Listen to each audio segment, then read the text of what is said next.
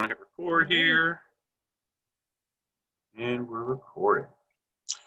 All right, good evening, everybody, and thank you for joining us for What is Black Art? A presentation exploring what makes art Black art, with considerations of Black memorabilia, the Black image, the Black aesthetic, and current representations of the Black image. My name is Nick McConnell, and I'm Director of Operations for the York College Center for Community Engagement. I'll be moderating this evening's program. If you have any questions throughout the presentation, please feel free to send them through the chat function so that I can pass them along to Ophelia as we go. Once the presentation portion of our program is complete, there will also be some time at the end for open discussion.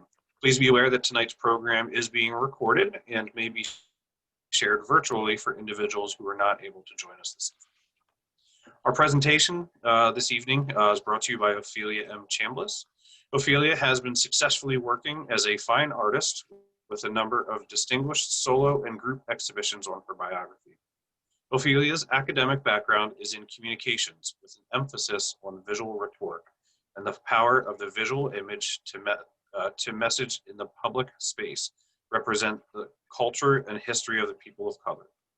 Ophelia maintains a studio at Market View Arts and functions in the role of artist in residence.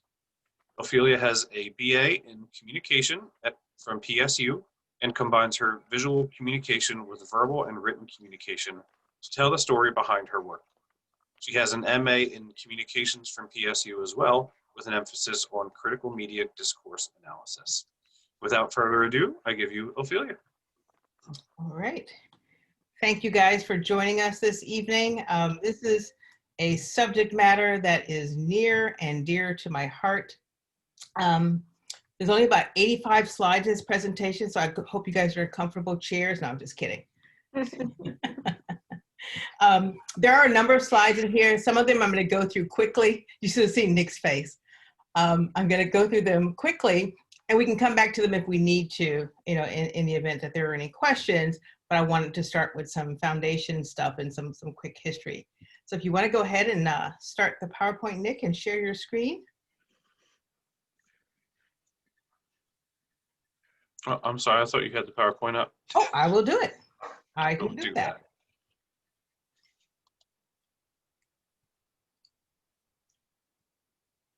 All right, so you guys should be able to see this. There we go. Excellent.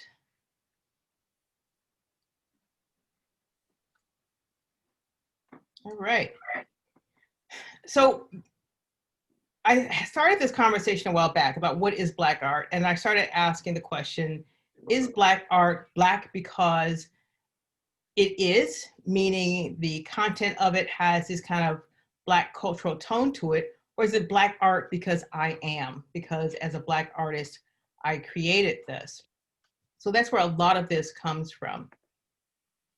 And a lot of it is about, the nature of the art, the representation of the art, its value, its presentation, its understanding, and in addition to coming from a Black lens. So I start this off by asking a question about what is Black art. Cannot guarantee you that I'm going to have an answer for you at the end, but you will have some information that will help you kind of give you a frame about what it really is. So we're going to look at some images. We're going to talk about some definitions, and then we're going to talk about different artists that do things that have that kind of cultural perspective to them. So by definition, Black, or art of the negre, talks about art forms of art with an African, from the people from the African descent. Something that representation of Black, or that is created by a Black artisan. But there's also some very distinct different things about that. So there are Black Americans who are part of the African diaspora. So we have African art, and then we have Black art, and then we have something that happened in between that we're going to talk about. So African art started with the work of artisans. Beautiful sculptures, functional things, fabrics, materials, things that were truly rich in African culture. So this is African art of that genre. But what happened in between there? So a lot of African art has themes to it emphasis of the human body, performing arts, you know, sculpture with a different emphasis to it, nonlinear scalings. All of those things are elements of what is African art. And you'll see that in a lot of Black art. That's part of what helps to define what it is. So the African artisans, you know, a lot of the work went beyond the beauty of the pre-slavery thing, because then once it became an African American thing, there was something else that was impacting the Black image. And that basically was enslavement. So a lot of things that represented Blacks or African Americans were things that came out of, you know, the slave trade, and those images and those representations, which included a lot of memorabilia type objects that had that derogatory tone to it. A lot of the things that I do are centered around the West African folktale that says, the tale of the hunt will always glorify the hunter until the lion has his own storyteller. And a lot of what we define as African art or Black art had all of those negative connotations and stereotypes to them that we then had to invent what was Black or African art. Elements of the Jim Crow era, where, you know, enslavement was, you know, now somewhat illegal, but there was this constant degradation and representation of the Black image in America. A lot of these images were things you'd see on actual products, you know, these negative, the stereotypical images. So when we look at the representation of Black art or the Black image in the public space, it was this derogatory image. It was not a positive image. And it was a time when Black folks could not represent themselves in the art. So this is the representation of them. And all of these things had stereotypes attached to them, you know, like being stereotypes about being lazy and coons and sambos and bossy mammies and all of these other things that we then had to kind of overcome. So then there was the Black art movement. And journalist George Schuyler, he denied that there is such a thing as Black art or Black sensibility. So in the 1926 article, he talked about the Negro art hokum, where Schuyler argued that Black artists in America were equally as diverse as white artists, and that there should not be an expectation that they should style all of their art in a particular way. It shouldn't have all of this African flair to it, where Langston Hughes disagreed with that and felt like there should be more of this cultural tone to the work. So then that goes back to talking about that representation, and then we get into the Harlem Renaissance, when for the first time, Black folks were able to talk about and demonstrate their own image from their own lens and what they wanted to see. But then I go back to the question of, is that the only way to depict this? So let's look at some examples of art, looking at some depictions of women. So you look at something like this. Beautiful image, some wonderful cultural tones to it. It has definitely an African aesthetic. I ask you, is this Black art? Show of hands, Black art, yes? All right. Some other images that kind of represent women. It has the angles and the things they talk about that constitute what Black art is, you know, the strength of the figures. It has the movement, the color palette. Again, does everybody agree that this is a representation of Black art? And here we have two images that, you know, definitely look like one of them has some African cultural tones to it. One of them has some African American kind of deep roots, Southern South toning images to it. And again, I ask, are these Black art as well? So in looking at these images, some of them are white artists. And we'll see if that changes how you feel about, you know, is that Black art or not Black art? So looking at this collection of, you know, what seem to be culturally rich pieces, pieces from the African diaspora, pieces that could potentially look like they are African Americans who have reattached themselves to the diaspora and you know, gathering part of that cultural roots. These are some beautiful pieces that you would look at and say, this is some beautiful Black or African art. But let me introduce you to the artist who did these pieces. All of these pieces, plus this very first one I showed you, is by Joe Carapoli, who used to live up in Harrisburg. But he has a deep appreciation for the cultural aspects of what this art looks like, and the beauty of it, and is able to express it in such a way that it gives you know, true quality to the pieces. So it goes back to say, is that Black art or not? And if we look back to the original definition where it talked about, you know, if it was true to the culture and a representation of, that would make it the definition of what is Black art. So let's look at some other pieces. Beautiful, looks like a nice textured oil painting. Impressionistic. Would anybody define this as Black art?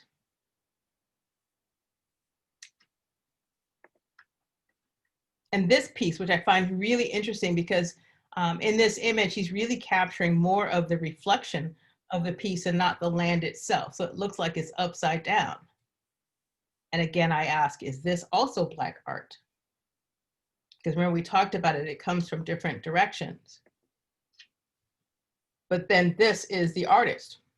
So this is actually a friend of mine, Samuel Akenya, who is actually a world-renowned artist. He has done paintings for the Clintons, and he's had paintings in the White House. He's been commissioned to do a number of pieces. He's also a pianist and a composer. And being from Ghana, he does art that has the truly rich African cultural tone to it, but he also was trained in Europe. So he has, you know, this rich, you know, from the master's impressionistic style. But both of those pieces, the nature of both of them are Black art.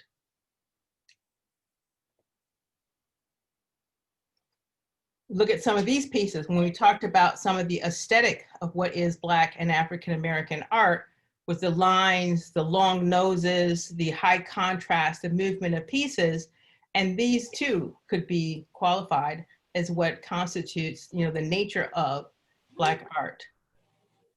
But all of those pieces are pieces of work by Pablo Picasso, who as a classically trained artist painted in the traditional styles early on. And he was influenced by African art after a trip there and what people were calling primitive art. And he found a very distinct beauty in it. And he actually created the Cubist style because of what he saw in African art. So a lot of people often sometimes mistake some of his pieces as African art, but he adopted something from that African styling to make what is Cubism today. Very rich cultural pieces of ancestors.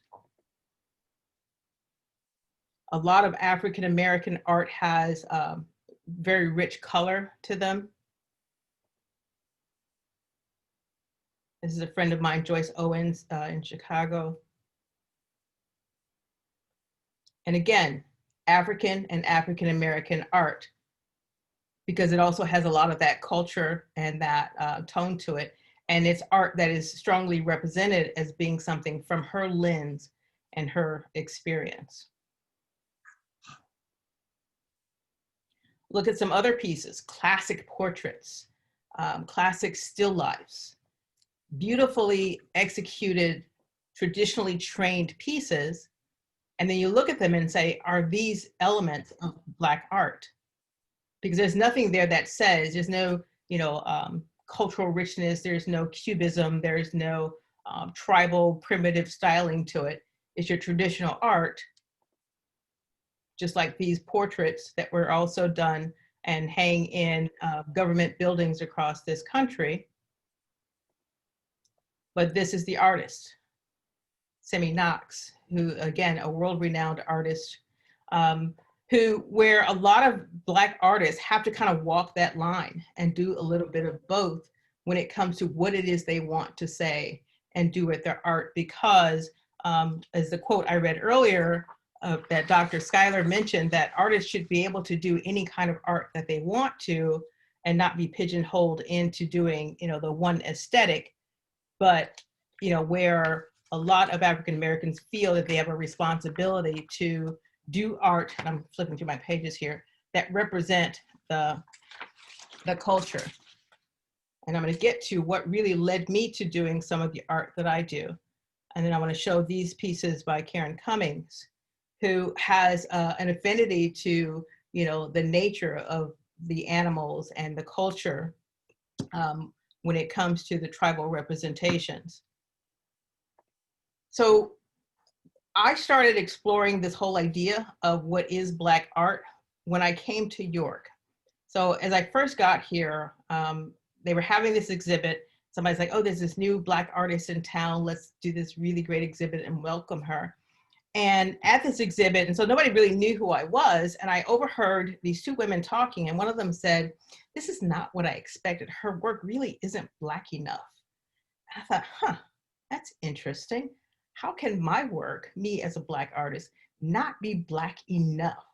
So I really started exploring the idea of, so really, what is Black art? Because prior to coming to York, I guess I really didn't do Black art. The kind of art that I did, had, that Cubist feel to it. There's a lot of movement, a lot of color, a lot of very stylized pieces, a lot of pieces that really were somewhat abstract. Right now, I've seemed to have gone back to this type of work, but prior to this, this is the nature of the work that I did. That piece on the bottom right, that big pots piece, was actually one of the pieces that was in the show when I first came here some 20 years ago. But there's something about the nature of York and that comment that really led me to explore Black art, because there was this need here to look at history, to look at the nature of race relations, to look at the nature of storytelling that needed to be done, and that can only be done through Black art and through the Black lens. So then I found myself really digging deep into this aesthetic, digging deep into the storytelling and the nature of the diaspora. One of the pieces I've done is a piece that's in Gettysburg, and that's one on the upper left-hand corner. That's one of 3 columns that tells the story of some United States colored troops that are buried there at the Lincoln Cemetery. It's 3 steel towers that are part of the Gettysburg Tours now, and it is a permanent monument to those guys who are buried there in that segregated cemetery. So it led me to doing a lot of history, a lot of research, and a lot of uncovering of stories and images of representation that had not been placed in the public spaces, because of the way history has always been recorded.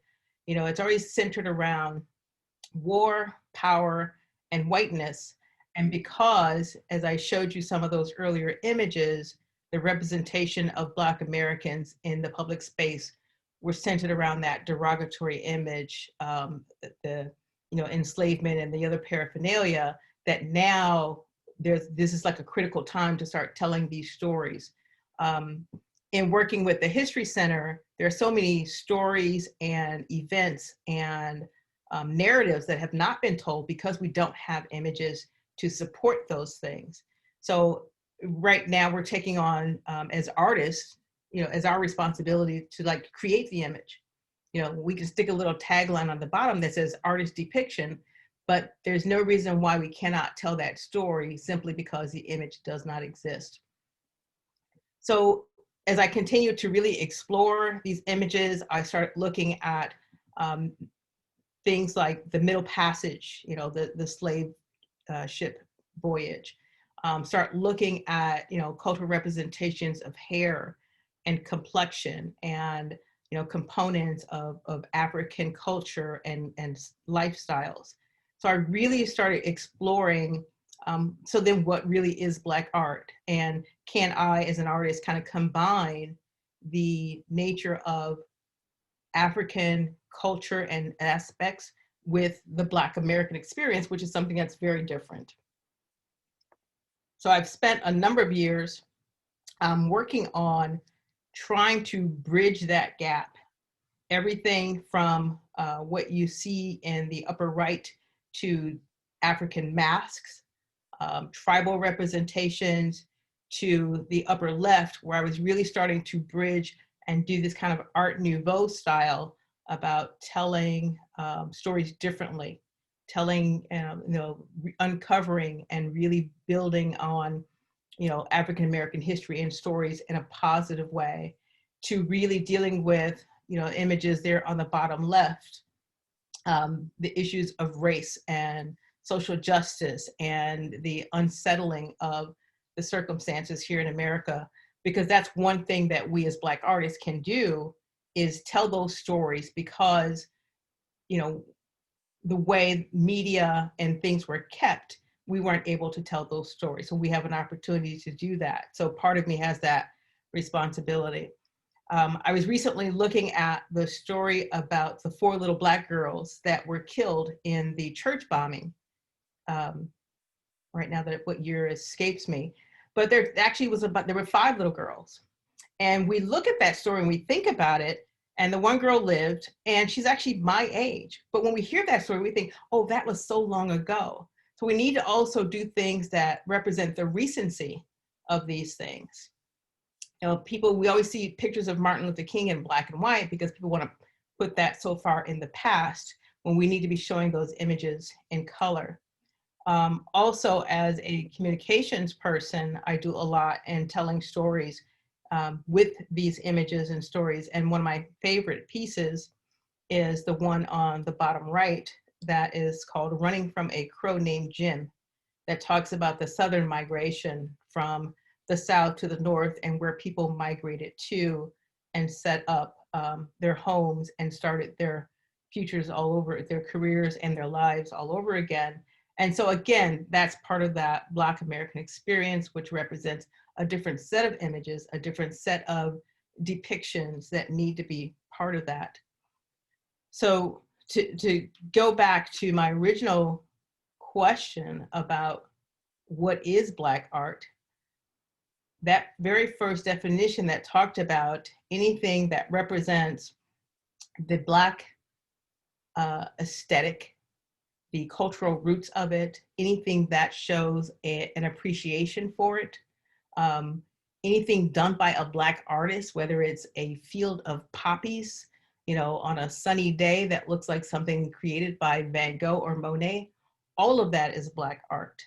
And I encourage all artists to use that art, that talent, and that skill to tell those stories about their experience and their art, and then to give those components of appreciation for Black art.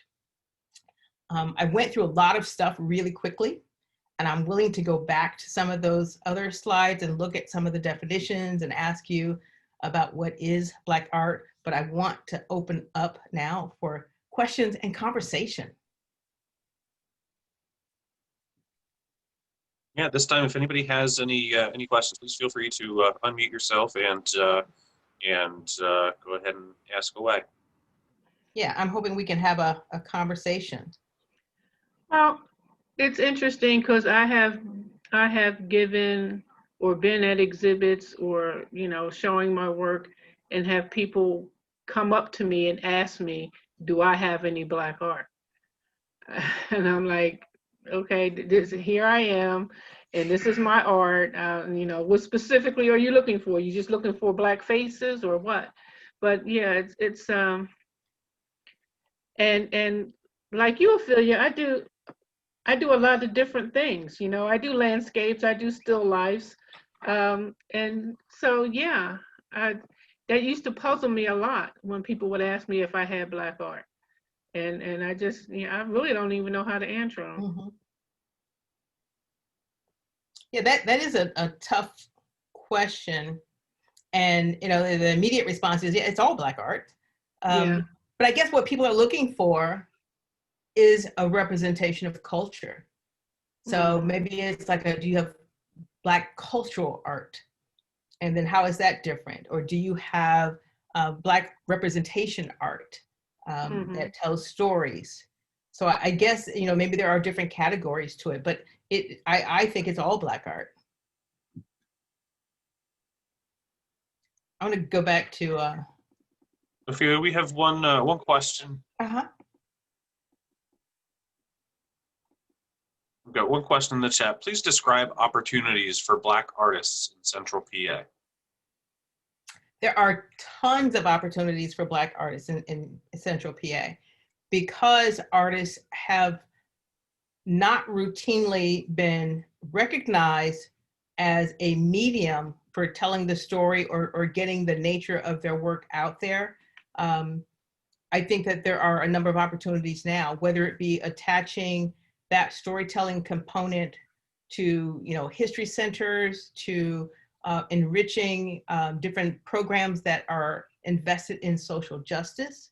I think right now there are tons of opportunities, whether it be through galleries, but I would also look at different cultural alliances and art associations that are looking to diversify what they offer, what they're hanging on their wall, to give people a different appreciation for different artists and styles.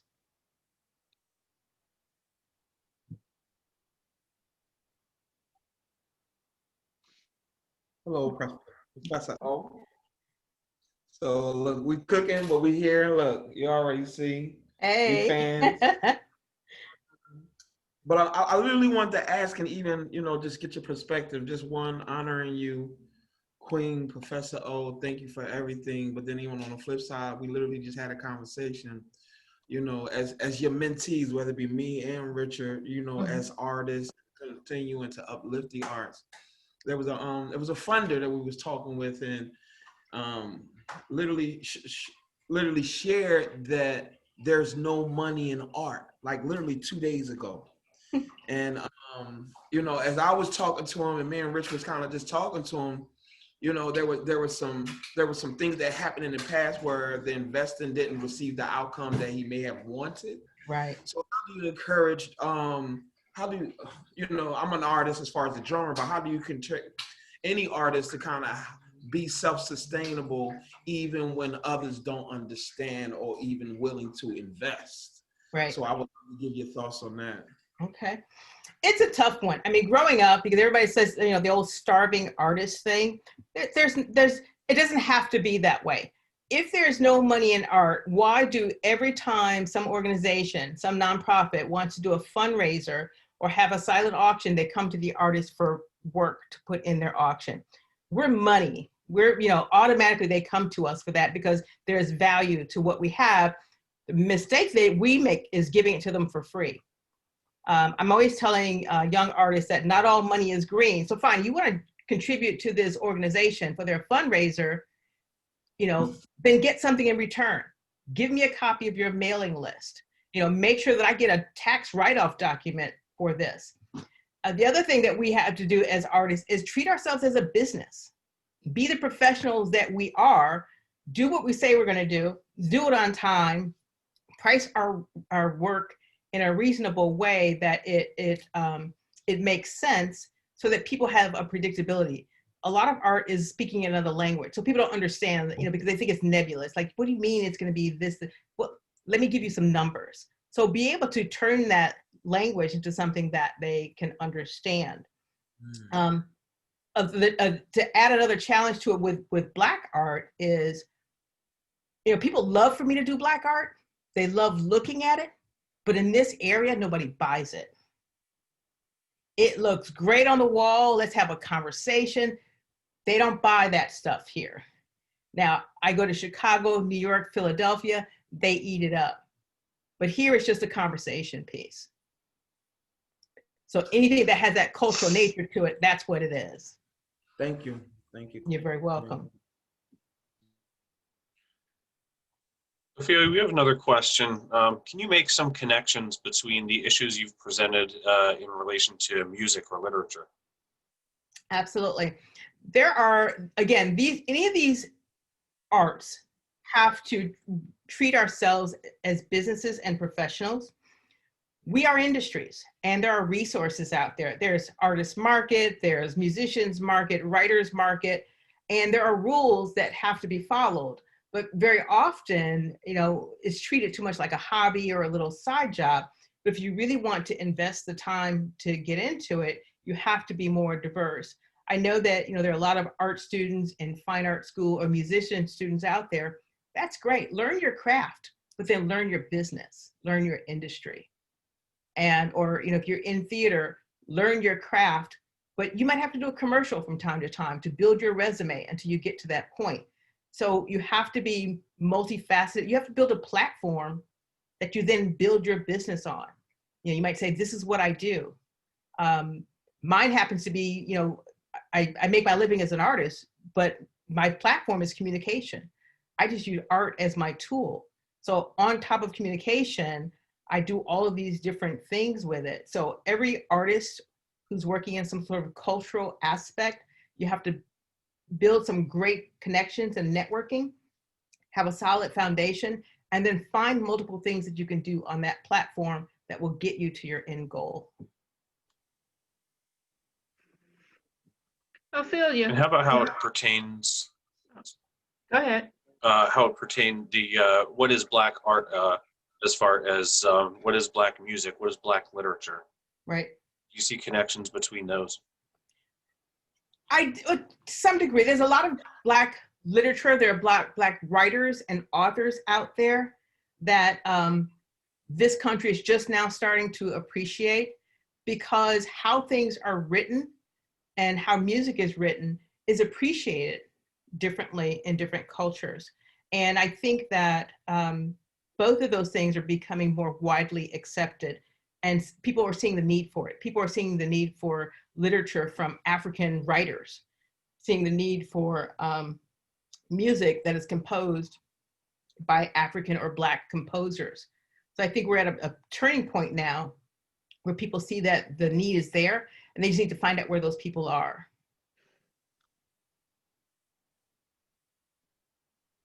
Okay, I was going to ask, who is your audience? And I asked that because, on one, it depends, I guess it depends on where you are in your career, or if you even call it a career. Are you creating art because you like to create art? Are you creating art to sell, to make money? In which case, then you have to know who your audience is. And that was, and another reason why I asked that, because, I'm old school in the social media stuff as well. It is what it is. But, but like on Instagram, I was confused when a lot of musicians followed me. And I'm like, well, I'm trying to sell artwork. I'm trying to sell paintings. So why are these musicians following me? And it's not, I welcome the follow, I welcome the audience, but then I'm like asking, like, who is my audience? And I'm asking you, Ophelia, who is your audience? And it varies. Like I said, I've got that platform where I do all these multiple. It was D. Wade who says I do many things, and I do one thing in multiple spaces. So I do that one thing in these multiple spaces. So, I have an audience on my really culturally rich African-American, Black experience, African pieces, upwardly mobile people of color buy those, people in Washington, D.C. and Chicago and Philadelphia. That's my audience for that. My Cubist pieces seem to be more mainstream. But then I have a huge audience that has a component of communication and community engagement, to where I really work to build diverse audiences and get people to network and communicate. So we can have multiple audiences. It's just like any business out there, they're going to have more than one product. You have to have more than one product that goes in different places. But then you also have to do your research and your work as an industry to figure out, where am I trying to sell these things? Where am I doing that? And again, take a look at the social media stuff. Instagram, I don't do Instagram. Yeah, that's fine. That's fine. But like you said, you have multiple products, so you're going to have multiple audiences. That makes sense. And I guess maybe a mistake is trying to I think, trying to pigeonhole yourself into creating something that everybody's gonna like, kind of deal. Right. You'll end up with a platypus that people look at it and go, ew, but nobody's taking it home. Right. No one's willing to pay money for it. Because at the Gotcha. end of the day, you want this stuff to pay bills. Okay, Yeah. we've got another, And then there are things you want to do because you appreciate it. got another question in the chat. New grant guidelines will be made available for the NEA Challenge America grants in January. These grants usually require a sample of work. Is there a way to begin working on ideas for submission now to prepare for the upcoming opportunity to expand Black art in this area? And if so, who should take the lead on that? I think that if the local cultural alliance can't take a lead on that, there has to be some central effort to organize something like that, to really start getting people to build a body of work, a collective body of work that represents, the culture and the community. And I think we're actually starting to do that with Richard and Shelby's work and the pieces I've done for the History Center and Shamar's work, and even when Cheryl was here, some of those things. So someone has to kind of coordinate that. And I don't think we have a local arts organization that's responsible for doing that. I mean, Cultural Alliance has its stuff here. There's a different tier that they're operating on. We don't have anything at that level to do that. But I think it's important because especially the fact that it's coming up, there's planning time. And you want to be in on those NEA dollars and those NEA planning things. And you have to have the work to substantiate that. We as artists still don't have a great reputation in the world of, doing what we say we're going to do and doing it in a timely fashion. And we don't do a really good job of adding and speaking to and adding value to our own work. So somebody has to coordinate it. I don't know who. Not you. No, I tried real hard not to say that. Another question in the chats. What would you like local cultural and art organizations to be doing to provide opportunities to create, to exhibit, to educate the public in relation to Black art? I would like for local arts organizations and groups to make a concerted, deliberate, purposeful effort to include diverse groups of artists in all of their exhibits, not have it be required to we want, to make sure we have Black and Hispanic artists in all of our shows, but their piece really needs to look Black and it needs to look Hispanic. So to have an understanding of what the nature of the work is, the fact that the artist is there doing the work, gives it that component to it. But they have to do it deliberately. I did a show a couple years ago because people kept saying, well, I can't find any Black artists. I can't find any people of color. Where I just off the bat brought 12 Black women together to do a show and said, here they are. And then I sent all the local galleries and organizations all of their contact information. And then I gave all the contact information for all the galleries to all of the women. So now they know that they exist. So they can call on these people. So people have to make the effort and build a bigger network. And if the organizations don't do it themselves, the artists have to do it.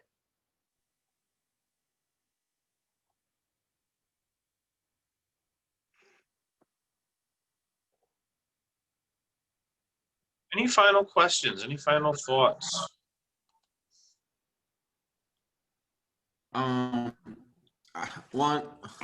was listening and I'm loving it, and I literally just want to acknowledge the fact that the time that you continue to pour into us as far as a community, and even that balance in being valued and knowing your worth versus the fact that the jewels that you drop and the people, whether it be myself, Shelby, Mosley, Rich, and all of us, in a way where what thank you for your time, because it's not too much even of a question, because you do everything. So the fact that you're leading by an example and the fact that you're challenging us even now to kind of step up our game when it comes to artists, because there are some things that we can work on. So just appreciate your wisdom. People don't even realize like what you do behind the scenes for people in general. So I just wanted to make sure I acknowledge that, Professor O, and just give you all the love and props that you deserve. Thank you. I truly appreciate that. I got to the point where, like I said, I didn't do, quote unquote, Black art before I came here. And then I got here and the need was there and it just kept coming up that I had no choice but to do it. So this year, literally for 2020, I said, I'm not doing that anymore. I'm walking away from it. But it's inescapable because things keep coming up, things keep happening. Like the piece I'm working on now for Commissioner Robinson, it's the statements have to be made. And as a community and as a person who recognizes and, when it comes to issues of social justice or just being able to have those conversations, I can do that with art. So I'm, as much as I said, I'm not doing it anymore. There's no escaping it. And if it's something, a tool that I can use to continue to encourage the rest of the community to kind of have that voice, then I guess it's something that's going to have to keep happening. I'll just have to keep squeezing it in and keep doing crazy projects like Contiguous and all of those other things, because, it's all mission based. It's like the mission is keep people together so we don't go falling backwards. Thank you, Ms. Ophelia, for your time and your expertise in this. Thank you to everybody that joined us for tonight's presentation. If you have any more questions or any feedback or anything from us, please feel free to reach out to us on Facebook, via email. Come visit us at Market View Arts. Ophelia can be found in her studio down there a lot. Yes. So please come and visit us. Check out the wonderful exhibitions that we have right now. We currently have Amber Weisberg, our former Pell Fellow, upstairs at Gallery Hall, and an exhibition of photographs from Washington, Winona, in our Market View Gallery. Photographs from